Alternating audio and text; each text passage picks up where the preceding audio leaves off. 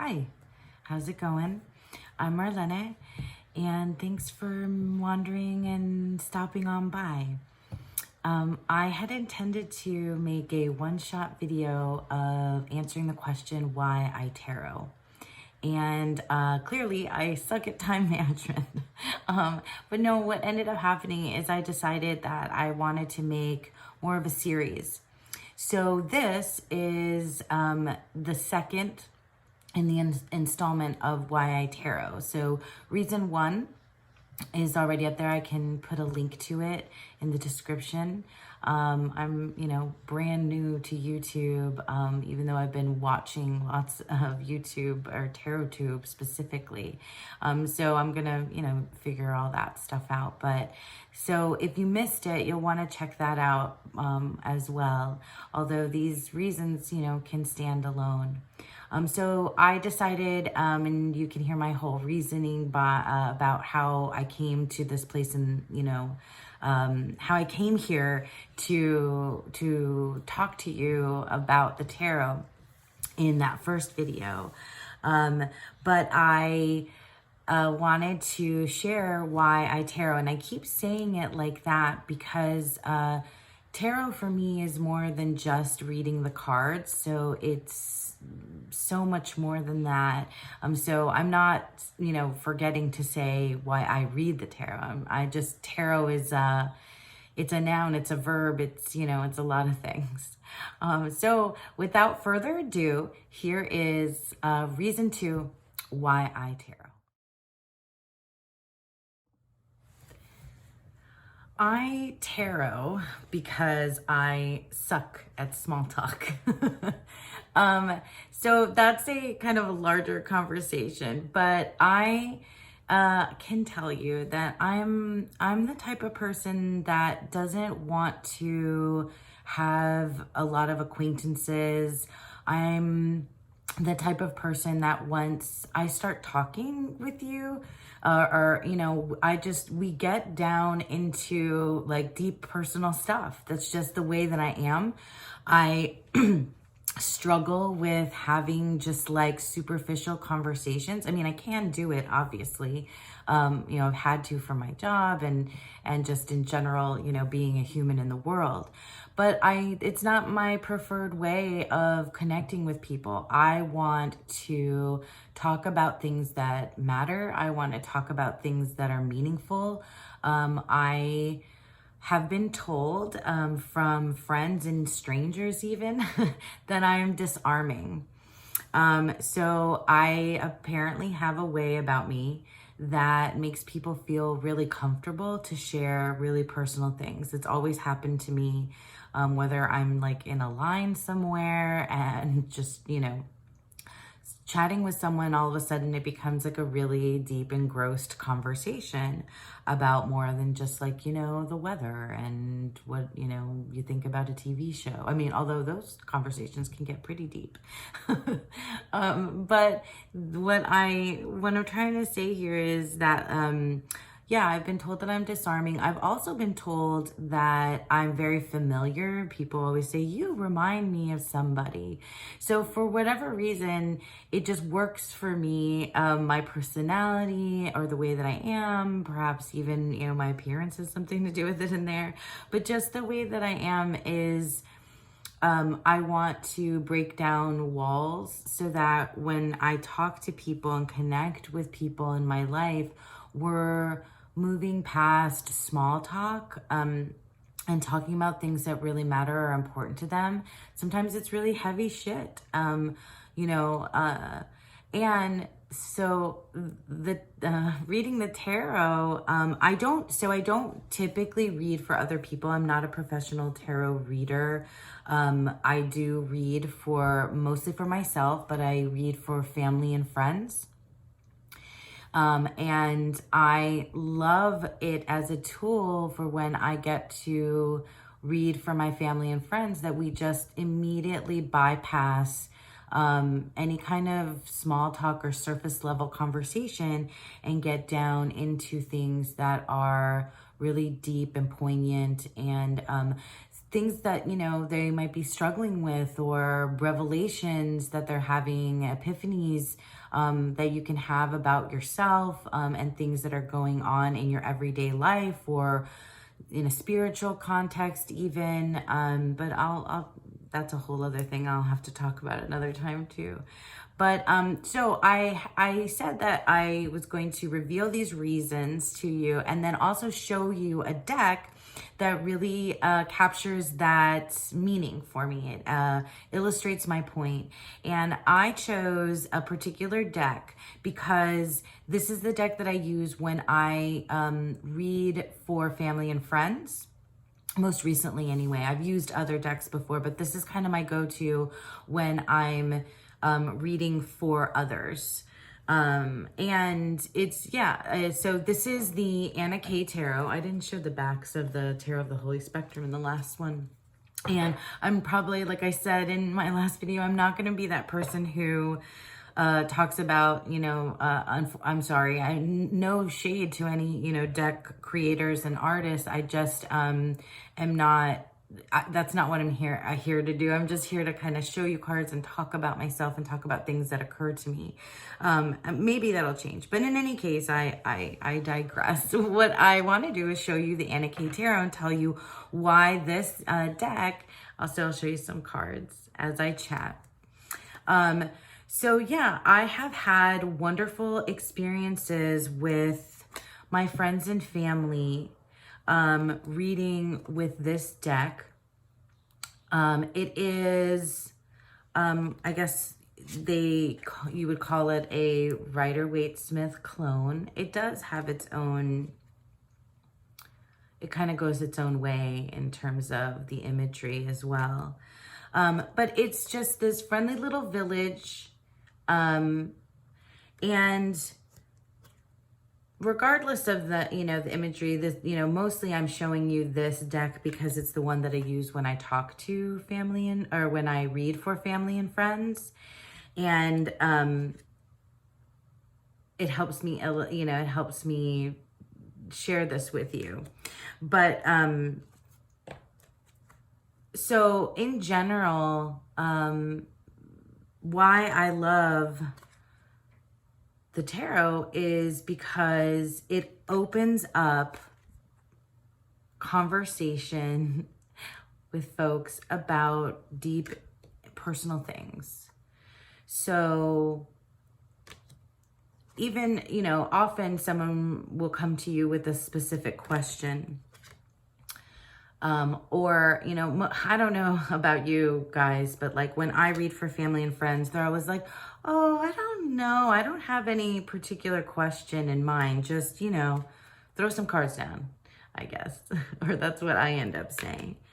And then we tend to have,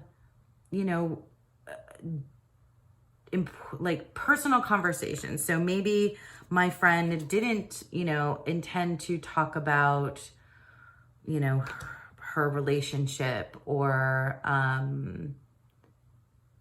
her, struggles with self-confidence. And I'm just making that up. That's not necessarily my, friend. And then it comes out because then in the tarot, you, even though this is a friendly little deck, you're confronted with imagery that makes you think and about that in contrast to what's going on in your life.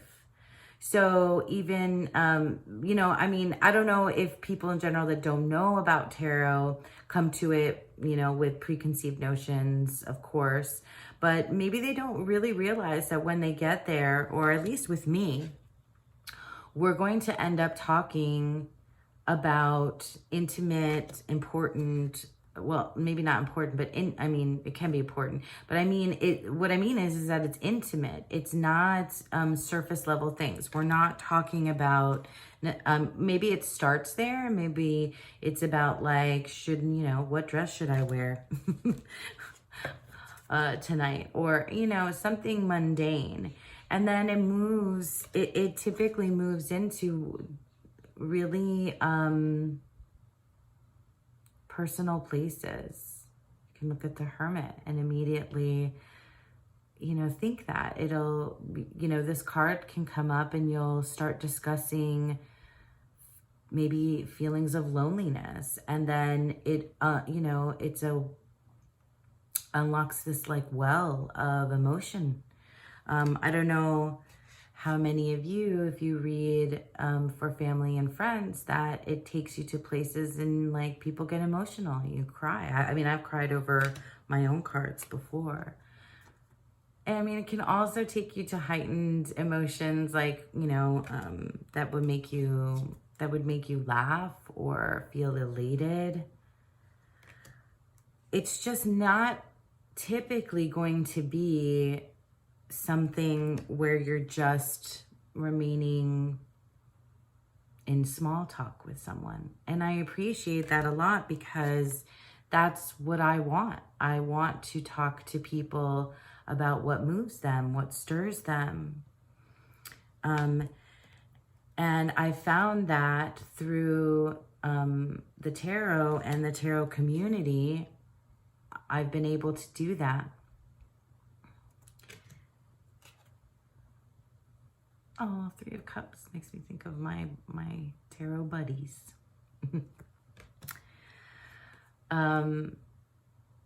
Yeah, it's a way, so I don't necessarily read tarot predictively, and I can get into that in another video. But I read tarot, like I said in my last video, it's a lot about self-growth and development, maybe more psychological necessarily than, than predictive. And when you do that with folks, when you're reading with your friends, it somehow ends up, especially with even my closest friends, it ends up being a workshop. Because I have a back and forth conversation. It's not just me sitting there. I talk about the cards. I talk about what I think the meanings are. I do maybe a little bit of teaching about, the traditional understanding of the card, whatever may pop up for me, that it means. And then I want them to talk to me. And so it just opens up like stories about what's going on with them, perhaps what's happened in their past, hardships that they're going through. You never know what people are really dealing with. And, oh, I love this card.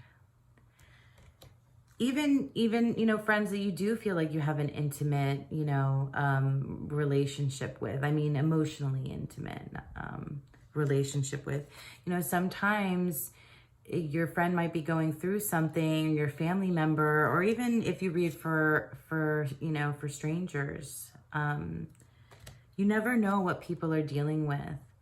And it's such a beautiful thing, maybe I sound cheesy, or I don't care. It's a really beautiful thing to go there in conversations with people. Often I find that it really helps when you have this tool in between you and things that you're struggling with or have struggled with in the past,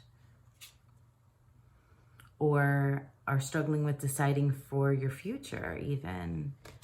It's a beautiful thing to discover that with another person across the cards.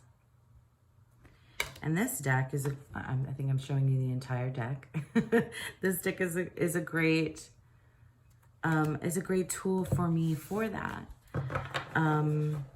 So yeah, I suck at small talk, and the tarot I've made friends through being able to just cut through the bullshit and become close, because we're immediately, when we're talking about the tarot, we're talking about ourselves.